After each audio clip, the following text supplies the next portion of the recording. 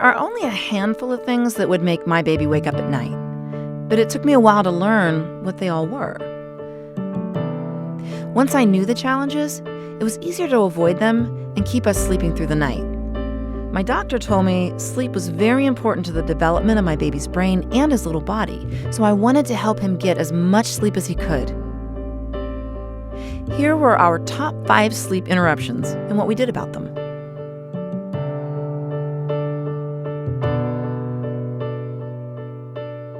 Babies pee at night. A lot.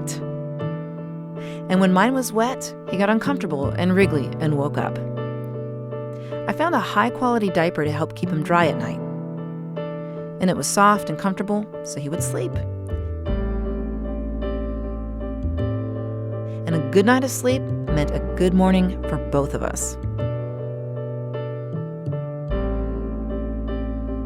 For those first couple months, my baby ate every few hours, around the clock. I learned pretty quickly that I didn't want him to need to eat to go back to sleep. So I would keep him awake while he ate, sometimes by talking or singing quietly to him.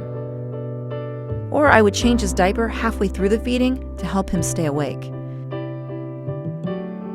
Putting him in the bed before he was asleep was the key to teaching him how to put himself back to sleep.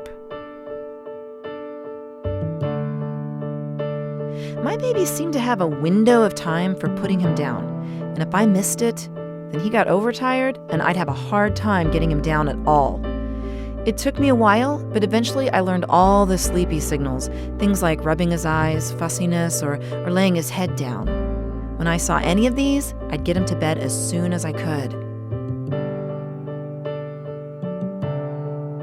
Loud noises were often a problem, especially when there were other kids or people around.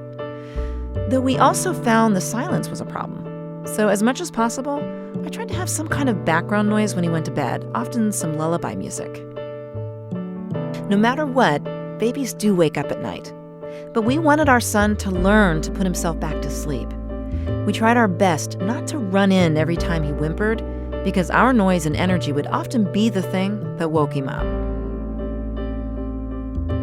Have you ever been visiting someone or staying at a hotel, and when you wake up, it takes a minute for you to figure out where you are? Well, that's what it's like for babies, except they will need to see your face to orient them. So if your baby wakes up at night in a different place than where he went to sleep, he will often cry out for you.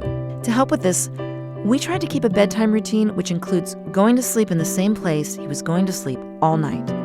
That was especially true if we slept away from home. Well, those were our 5, but every baby's different. I bet you're already figuring out the routine that suits your baby best. If your baby is waking up a lot at night, don't worry. You will find the routine that works for you.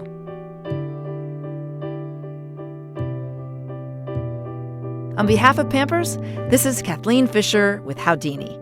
Visit Pampers' YouTube channel for more parenting tips.